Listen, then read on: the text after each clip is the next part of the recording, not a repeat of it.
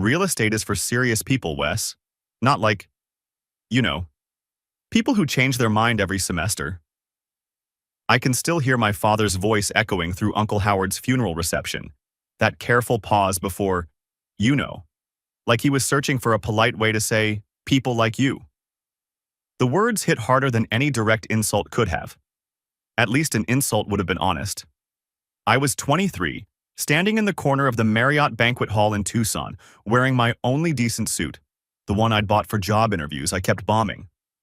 The reception was winding down, folding chairs scattered with crumpled napkins and half-empty coffee cups. Uncle Howard would have hated the waste. He was the kind of man who saved aluminum foil. Honey, you wanted to be a marine biologist, then a pastry chef, then a documentary filmmaker, Mom added, her surgeon's precision cutting through any hope I might have had. You haven't finished anything since you were 12. I remember the exact moment something shifted inside me. Not anger. I was too tired for anger. Just this quiet resignation, like watching a door close that you didn't realize you'd been holding open. My mother's voice carried that particular tone she used with difficult patients' families. Patient, clinical, loving in the way that feels like suffocation. The worst part wasn't what they said. It was the look in their eyes. That familiar cocktail of disappointment and concern, mixed with just enough love to make it hurt.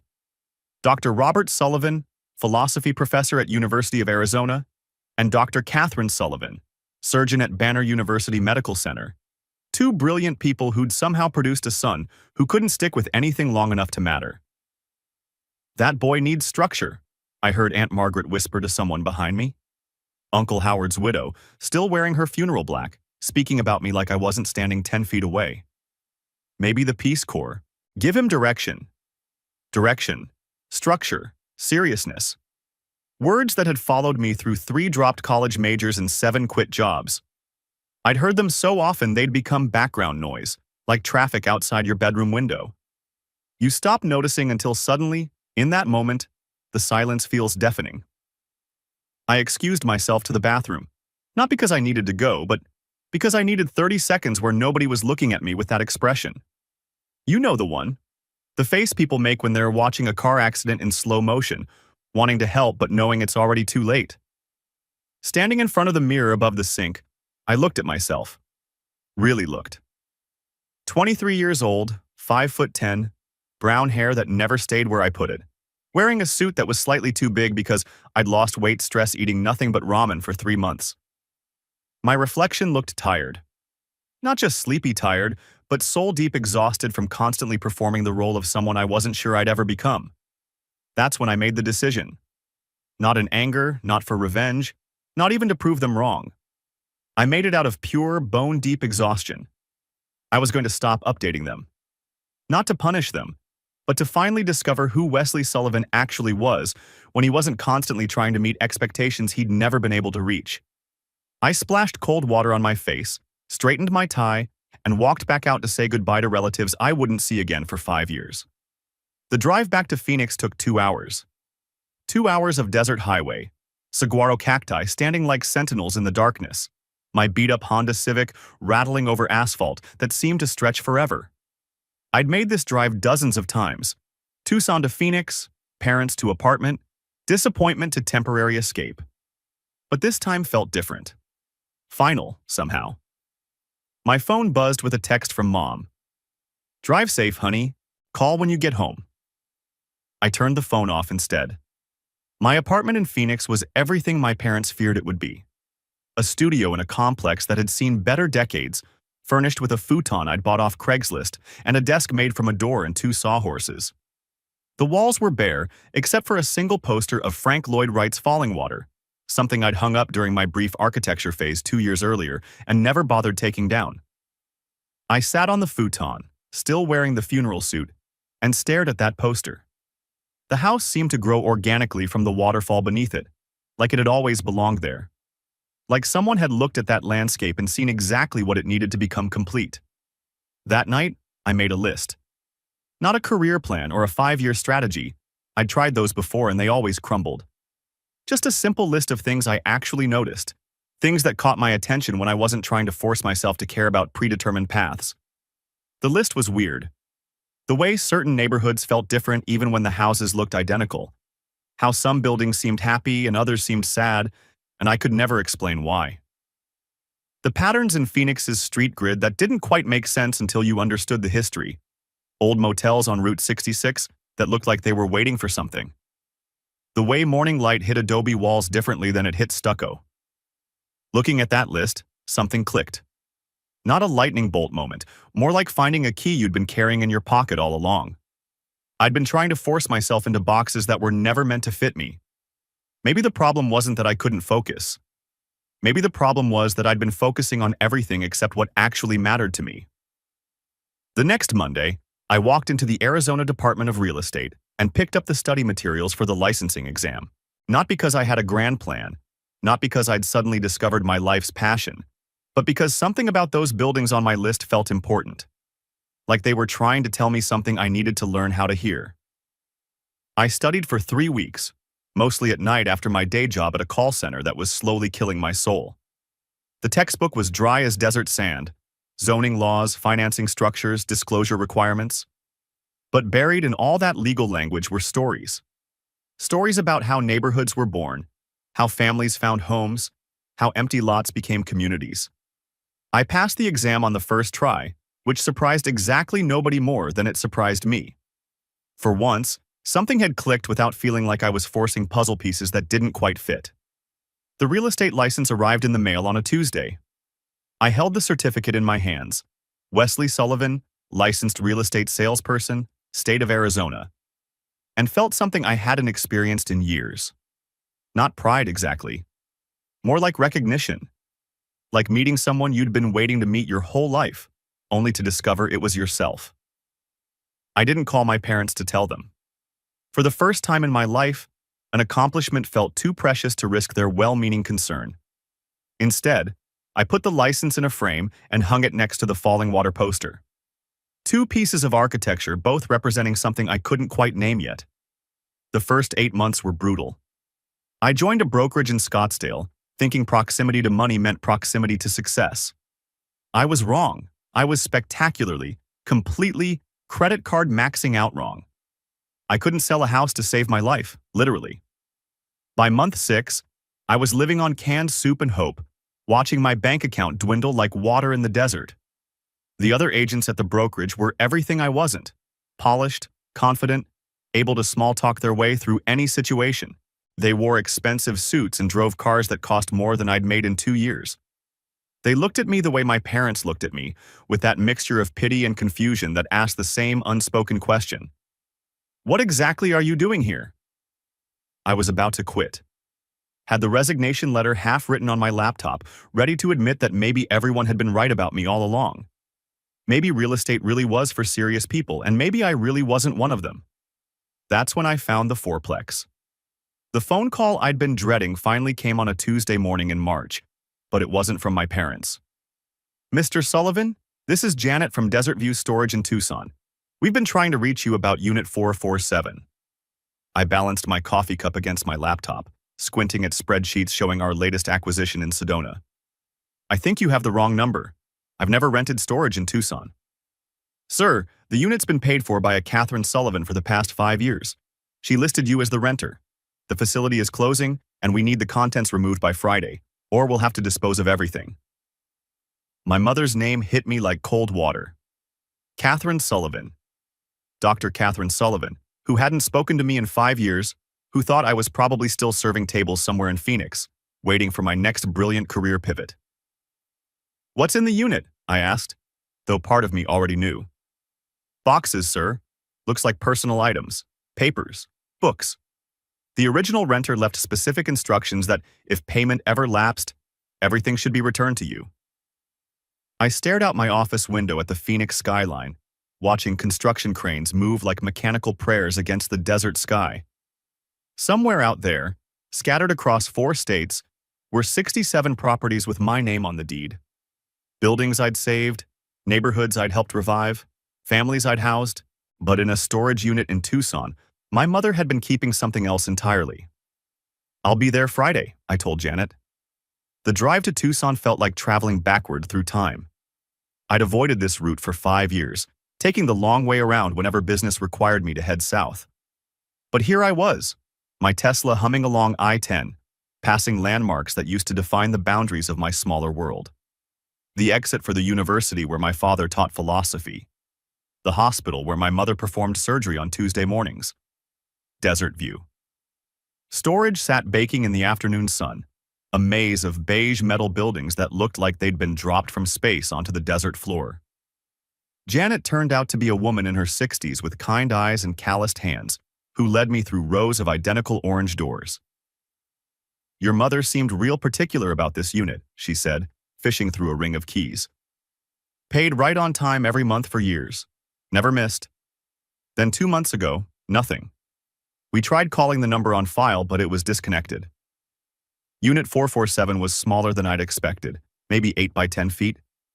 Inside were 6 cardboard boxes, carefully labeled in my mother's precise handwriting.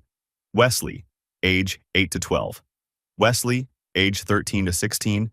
Wesley, high school. Wesley, college attempts. Wesley, miscellaneous. And simply, Wesley, important. I loaded them into my car without opening a single one. The drive back to Phoenix passed in a blur of desert and doubt. What could my mother have saved that was worth 5 years of storage fees? What had I thrown away that she'd rescued? Back in my downtown loft, the same building where I'd lived in a studio apartment when I first started flipping properties, I arranged the boxes on my living room floor. The space felt suddenly too large, too empty. 67 properties, and I still slept on a mattress on the floor, still worked 16-hour days, still ate takeout standing over the kitchen sink. I opened Wesley Important first. The letter on top was written on my mother's surgical letterhead, dated exactly 5 years ago, 2 days after Uncle Howard's funeral. "Wes, I've been paying for this storage since you left. You threw these away. I fished them from the trash. I couldn't let you erase who you were. I know you think we don't believe in you. But I've read every page. I see you, baby. I always have. I just didn't know how to tell you that who you are is enough. I kept these safe, hoping someday you'd want them back. Hoping you'd see what I see. Someone who wasn't failing to finish things. Someone looking for something worth finishing. I'm sorry I made you think you had to choose between being yourself and being loved. You never did. Mom." Paper-clipped to it was a second note, dated just 3 days ago. "The storage company is closing. Dad's sabbatical year means we forgot to pay. I'm sorry. Or maybe I'm not.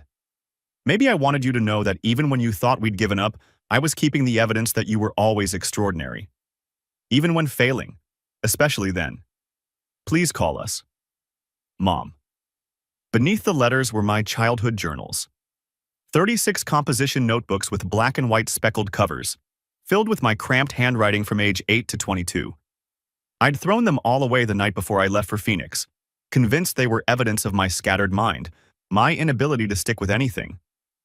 I opened the first one, dated Wesley Sullivan, age 8, 3rd grade, Mrs. Patterson's class. The first entry made me laugh and cry at the same time. Things I noticed today. The cracks in the sidewalk on Campbell Avenue make a pattern like a river. 47 of them before you get to school. Nobody else counts but me. Mom says pay attention in class, not the ground. But what if the ground is more interesting? What if the cracks are trying to tell us something about the bones underneath the city? Page after page of 8-year-old observations. Sketches of buildings with notes about which ones looked happy and which ones looked like they were sleeping. Detailed maps of our neighborhood with annotations about which houses had the best front gardens, which ones had broken fence posts, which ones had for sale signs that stayed up too long. I flipped to a random page from age 10. Walked past the old Dairy Queen on Stone Avenue today. It's been empty for 2 years, but I keep thinking about what it could be. The windows are big enough for art. The parking lot could fit food trucks. There's a bus stop right across the street. Someone just needs to see what it could become instead of what it used to be. My throat tightened. I was 10 years old, already seeing buildings as stories, already understanding that empty spaces were just waiting for the right person to read their potential. Age 16, the entry that stopped me cold. Quit drama club today. Dad was disappointed, said I never finish anything I start. But I realized I don't want to perform stories. I want to find them. Every old building has a story, every neighborhood. The abandoned gas station on Oracle Road used to be a drive-in theater. The strip mall on Grant was built on top of orange groves. What if I could learn to read the stories buildings tell? What if that's a real job? I sat back against my couch, staring at the journal in my hands. 16-year-old me had already figured it out. I wasn't failing to finish things. I was searching for the thing worth finishing. And my mother had known. She'd read every page, seen the pattern before I did. My phone rang. The caller ID showed Mom. I stared at it for 3 rings, my heart hammering against my ribs. 5 years of silence stretched between us like a canyon. 5 years of building an empire she knew nothing about, proving something to parents who weren't even watching. On the 4th ring, I answered. "Hi, Mom." Her voice was smaller than I remembered, tentative in a way that didn't match the confident surgeon I'd grown up with. "Wesley? Oh, honey, you got the boxes." "I got them." I looked around at the journals scattered across my floor, evidence of who I'd always been. "Mom, why did you save these?" She was quiet for so long I thought the call had dropped. Then, "Because the night you threw them away, I heard you in your room, crying. And I knew we'd made you think that who you were wasn't enough, that you had to become someone else to earn our pride. But Wesley, I read every single page after you left. Every observation, every sketch, every dream. You weren't scattered, baby. You were seeing everything. You were already an architect, already an urban planner, already everything you became. We just couldn't see it." "I own 67 properties now," I said quietly, "across 4 states. I employ 34 people. Forbes put me on their 30 under 30 list." The silence stretched longer this time. "I know," she whispered finally. "I Googled your name last week. I was preparing a lecture and I thought I'd use you as an anonymous example of, oh God, Wesley. I was going to use you as an example of someone who couldn't make decisions. And instead, I found articles about everything you'd built. Everything you'd accomplished. 5 years of your life I knew nothing about." I closed my eyes, feeling tears I'd held back for half a decade finally spill over. "I didn't tell you because I was afraid." "Afraid of what?" "Afraid that even if I succeeded, you'd still look at me the way you did at Uncle Howard's funeral. Like I was broken. Like I needed fixing." "Oh, sweetheart," her voice cracked. "We never thought you were broken. We thought we were failing you. Every time you quit something, every time you changed direction, we thought it meant we weren't giving you what you needed. We didn't know how to help someone whose mind worked so differently from ours." I picked up one of the journals, flipped to a page where 10-year-old me had drawn a detailed floor plan for converting the abandoned Woolworths downtown into artist studios. "I built my company on properties everyone else thought were hopeless," I said. "Buildings that were too damaged, neighborhoods that were too far gone. I specialized in seeing potential where other people saw problems." "Like yourself," she said softly. "Like myself." We sat in silence, connected by phone lines and 5 years of missed conversations. Outside my window, Phoenix glittered in the desert twilight, a city built on the bones of ancient civilizations, constantly reinventing itself. Just like me. "Wesley?" Mom's voice was hesitant. Would you maybe want to have dinner?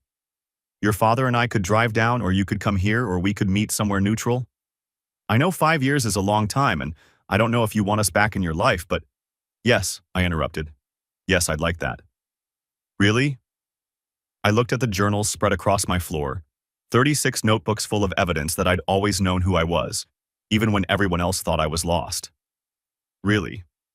But Mom, I need you to understand something. I'm not the same person who left Tucson 5 years ago. I'm not going to apologize for who I've become or how I built this life." "I wouldn't ask you to," she said quickly. "Wesley, I'm proud of you. I'm so proud of who you are, who you've always been. I just want the chance to know you again." After we hung up, I sat surrounded by my childhood, feeling something shift inside my chest. For 5 years, I'd built walls out of real estate, created distance measured in properties and profit margins. But maybe success wasn't about proving I didn't need them. Maybe it was about proving I was worth knowing. I picked up my phone and scrolled to Tyler's number. My younger brother, the only one who'd never doubted me, who'd texted me congratulations when the Forbes article came out, even though we hadn't talked in months. Wes? Tyler's voice was surprised, pleased. Holy crap, man. I saw the TED Talk. 2.3 million views? You're famous. I'm having dinner with Mom and Dad next week, I said. Wanna come? Are you serious? After 5 years of radio silence, you're just having dinner? I looked at the journal in my lap, at 8-year-old me's careful documentation of sidewalk cracks and building dreams. I think it's time, I said. I think I'm finally ready to let them see who I really am. I'm staring at my phone screen, scrolling through property listings in Salt Lake City, when my assistant Marcus knocks on my office door. It's 11:47 p.m. on a Tuesday, which means he's probably found another cursed building that nobody else wants to touch. Marcus has this gift for finding properties with the worst reputations, the ones brokers whisper about, the ones that have been sitting empty so long they've become neighborhood legends. Boss, you need to see this, he says, holding his laptop. His voice has that particular tone he gets when he's discovered something that's going to keep us both awake until dawn. It's not about a property. I gesture to the chair across from my desk, pushing aside the architectural plans for our latest project in Flagstaff. The office still smells like the Chinese takeout we demolished 3 hours ago, and my coffee has gone cold again. I've been living on caffeine and momentum for so long that I've forgotten what normal sleep schedules feel like. Marcus sets his laptop down and turns it toward me. On the screen is a Google alert notification, something about my name appearing in a new article. I get these occasionally now, usually trade publications or local business journals mentioning Patchwork Holdings. Nothing that keeps me awake anymore. But this alert is different. The preview text makes my stomach drop. Dr. Catherine Sullivan, renowned surgeon at Banner University Medical Center, was reportedly shocked to discover that her son Wesley Sullivan, whom she believed was still finding himself, is actually the founder of... When did this go live? I ask, my voice coming out rougher than intended. My hands are already reaching for the laptop before Marcus can answer. About 20 minutes ago, Phoenix Business Journal picked up the story first, but it's spreading. Someone at Forbes leaked that your mom called their offices asking if they'd made a mistake with the photos in your 30 under 30 feature. I click through to the full article, and there it is. A photo of my mother standing outside Banner Hospital, looking like someone just told her the laws of physics had been suspended. The headline reads, Local surgeon discovers son's real estate empire through Google search. I thought he was still figuring things out.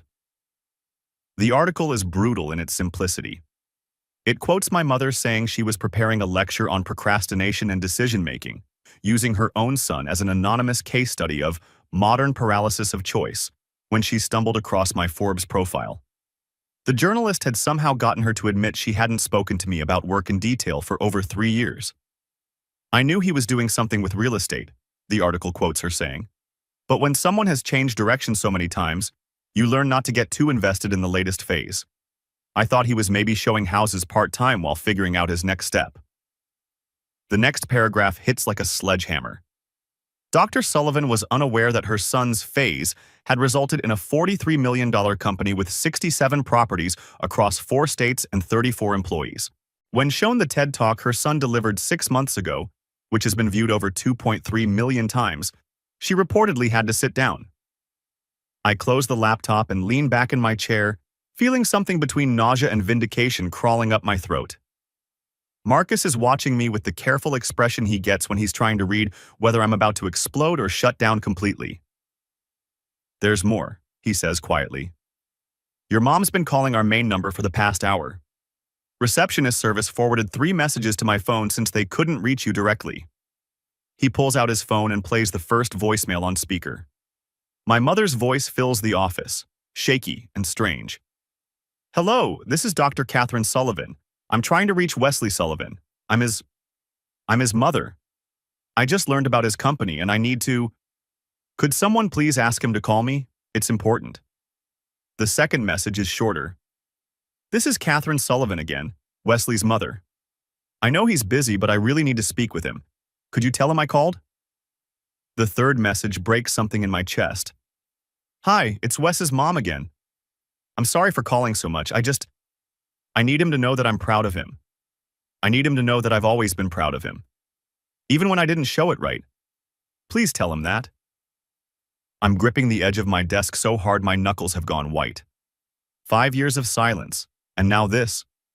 My private success splashed across business journals. My mother's shock documented for public consumption. Her pride offered up like an apology to a voicemail system. Boss? Marcus's voice seems to come from very far away. You okay? I'm not okay. I built this empire in the quiet spaces between their expectations and my reality. Every property acquisition, every successful flip, every employee I hired, it all happened in the sanctuary of their ignorance. They couldn't be disappointed in choices they didn't know I was making. They couldn't question strategies they'd never heard of. I had the freedom to fail and succeed without their loving, suffocating concern. Now that's gone. The secret is out, and with it, the protective distance I'd carefully constructed. My phone buzzes with a text from a number I haven't seen in 2 years. My brother Tyler. Dude, Mom is losing her mind. She's been reading every article about you for 4 hours straight.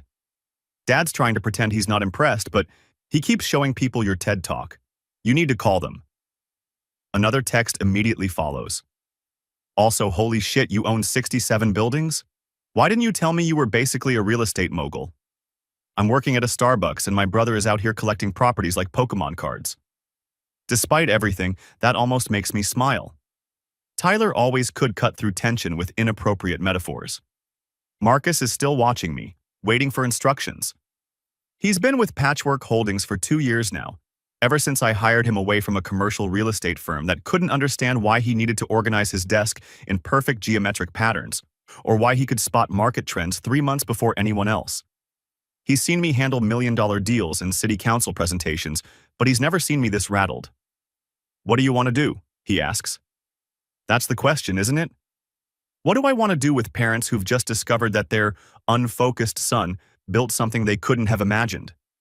Do I call them back and pretend the 5 years of silence was just an oversight? Do I let them tour the office and meet the team, watch them try to reconcile this version of me with the one who quit college 3 times? The honest answer is that I don't know. I spent so long proving I could succeed without their approval that I never considered what would happen if I actually got it. My laptop chimes with another Google alert. This time it's the Arizona Republic picking up the story, with a headline that makes my stomach turn. Tucson parents shocked to learn son built real estate empire in secret. We thought he was still finding himself. The article includes a photo of our latest affordable housing project in Phoenix, a converted motel that now provides transitional housing for families experiencing homelessness.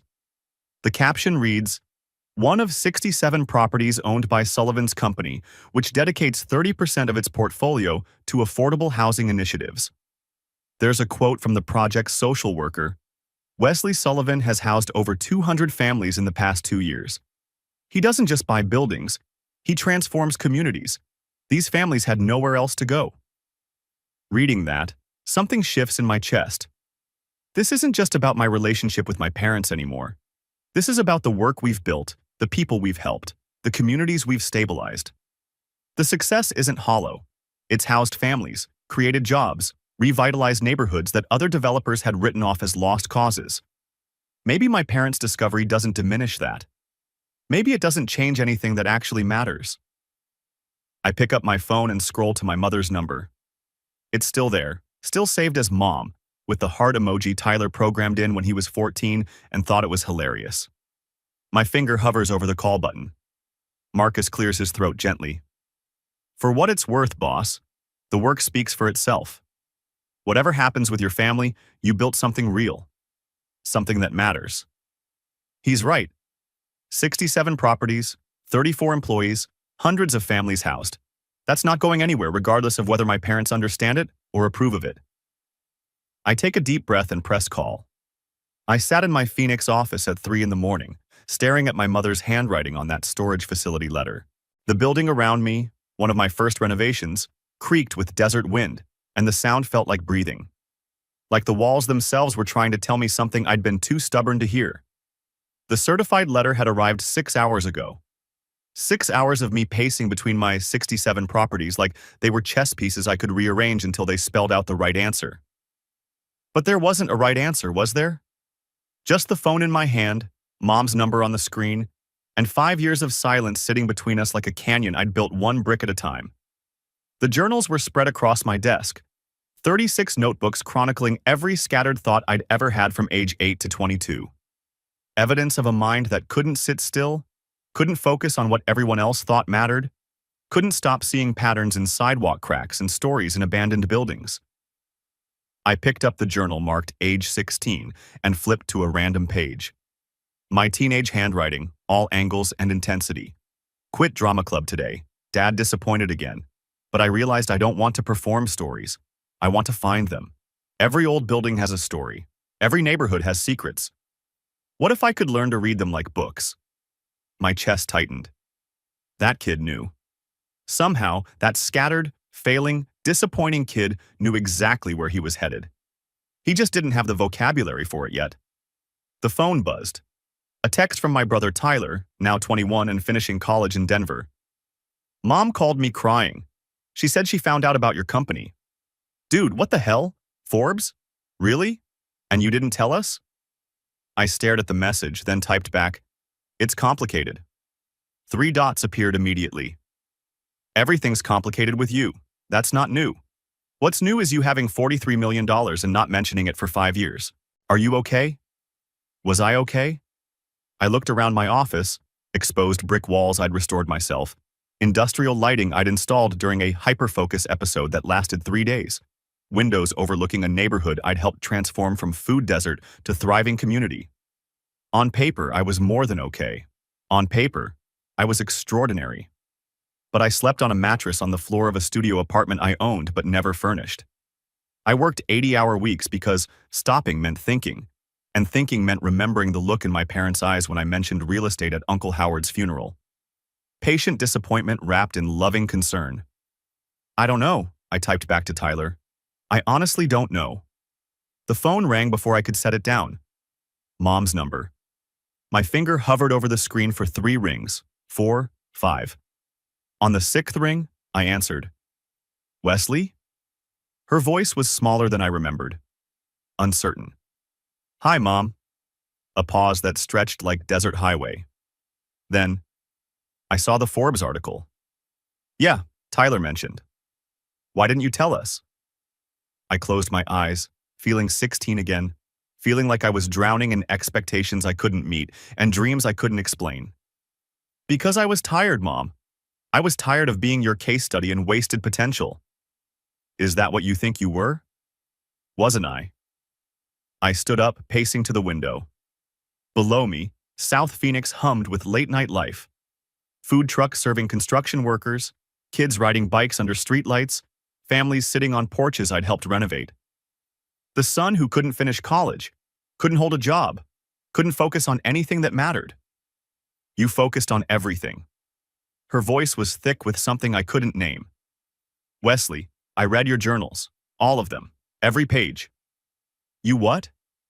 When you threw them away after Uncle Howard's funeral, I couldn't let them go into the trash. I saw you cleaning out your room, throwing away pieces of yourself like they were garbage. So I took them. I've been paying for storage for 5 years, reading them, trying to understand. My legs felt weak. I sat down hard in my chair. Why? Because they weren't the journals of a failing kid, Wesley. They were the journals of someone who saw the world differently. Someone who noticed patterns nobody else could see. Someone who cared about stories everyone else ignored. She was crying now. I could hear it. That 8-year-old counting sidewalk cracks? He was already an architect. That 16-year-old who quit drama club to document abandoned buildings? He was already a developer. I didn't know how to tell you that being different wasn't the same as being wrong. I stared at my reflection in the dark window. Older now, wearing success like armor, but still recognizably the kid who'd rather study building foundations than math textbooks. You called me unfocused. I was wrong. You said real estate was for serious people, not like me. That wasn't me. That was Uncle Howard. But I didn't correct him, and that was worse. Her voice broke completely. I let you think we'd given up on you. I let you think you had to choose between being yourself and being loved. Wesley, you never had to choose. You were always enough, even when you were failing chemistry and changing majors and quitting jobs, especially then. I picked up another journal, age 12, and flipped to a page where I'd sketched our neighborhood, noting which houses looked lonely and which ones smiled. In the margin, I'd written, "What if buildings have feelings? What if they get sad when nobody takes care of them?" "The storage company called," I said quietly. "They said you forgot to pay." "We didn't forget." She laughed through tears. "Your father's on sabbatical this year. We're barely covering the mortgage, but I couldn't bear to let them throw your journals away again. I thought maybe it was time for you to have them back. Maybe it was time for you to see what I saw." I touched the cover of the age 8 journal, remembering the boy who'd filled it with observations everyone else called distractions. "I built all of this because I thought you didn't believe in me. And I kept all of those because I always did." Through the window, I watched a security guard making rounds at one of my properties, a former strip mall I'd converted into affordable housing. The guard was Miguel, a veteran with PTSD whom other companies wouldn't hire because he was unreliable. Last month, he'd prevented a break-in by noticing a pattern in the timing of suspicious activity. His hypervigilance, his disorder, had saved my tenants' belongings. "Mom?" "Yeah, baby." "I hired 34 people. Most of them are like me, neurodivergent, unfocused, unreliable. They're the best team I've ever worked with. I saw that in the articles. I'm proud of you. Are you proud of me or proud of what I accomplished?" The question hung between us like a bridge neither of us was sure could hold our weight. Finally, she said, "I was proud of you when you were 8 years old, counting sidewalk cracks and asking questions nobody else thought to ask. I was proud of you when you were 16, seeing stories in abandoned buildings. I was proud of you when you were 23, brave enough to walk away from us when we couldn't see you clearly.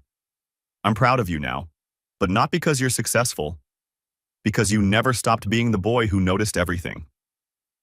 I was crying now, ugly tears that felt like 5 years of holding my breath and finally exhaling. "I don't know how to let you back in. I built all of this as walls, Mom. I don't know how to tear them down." "You don't have to tear them down, Wesley. You just have to open the door."